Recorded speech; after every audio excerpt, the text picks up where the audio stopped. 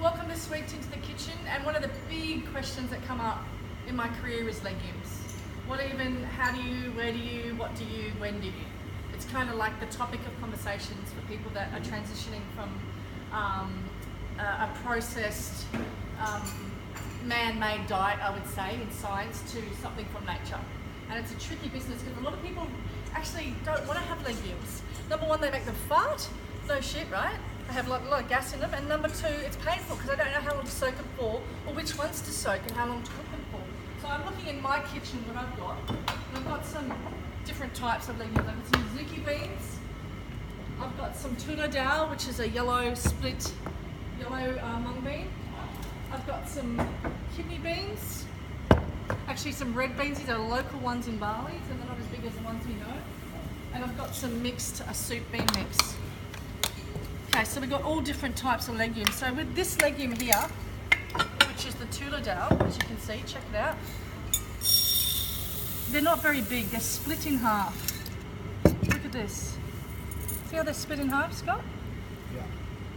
Okay, yeah. So I'm only going to need to soak them for a very short amount of time. And I always work on the ratio of 1 cup of split dal till about maybe 500 mils of water. And I'd soak them for a couple of hours. Now, moving on to a more hearty, bigger kind of legume, like a red bean.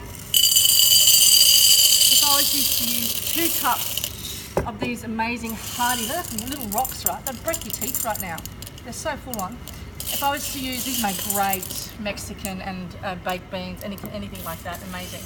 I would use at least for 2 cups of beans, like almost a litre of water overnight, okay? And then I'd rinse them really well and then I'd cook them. Then if I was to have azuki beans, which are gorgeous, they're underrated, nobody really talks about azuki beans, they're just really beautiful. Make a great tabbouleh. And these are once again a whole bean, but they're not as big as the red beans, see?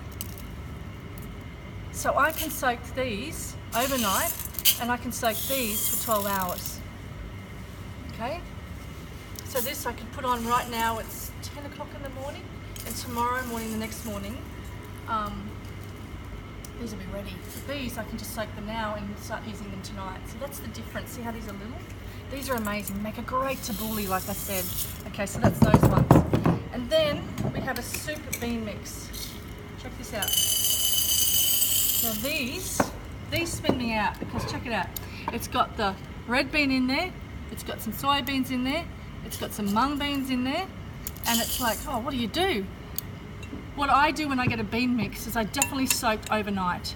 And I don't mind if the little ones are really, really well soaked because it just doesn't matter. So the leaves are curry leaves because this is an Indian bean mix. So when you've got a mixed bean mix in winter, definitely soak them overnight as well. Okay. Cooking time.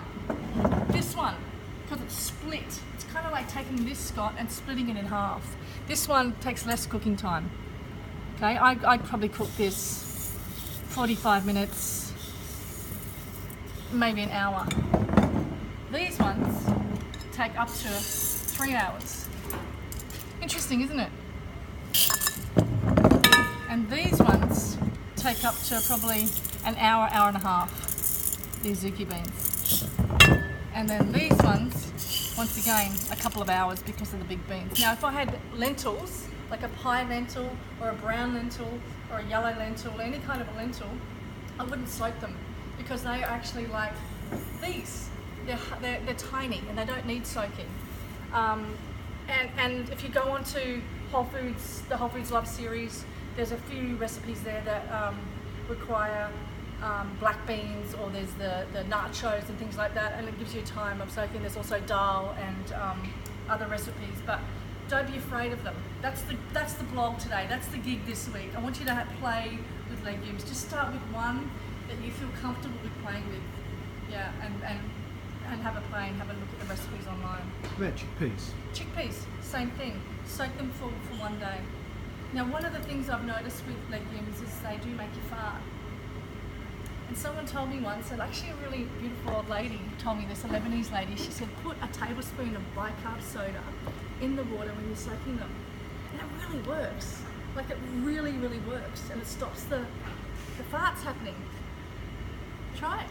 And then you soak them overnight with the tablespoon of bicarb, and then you rinse it the next day, and then you boil it and follow your recipe.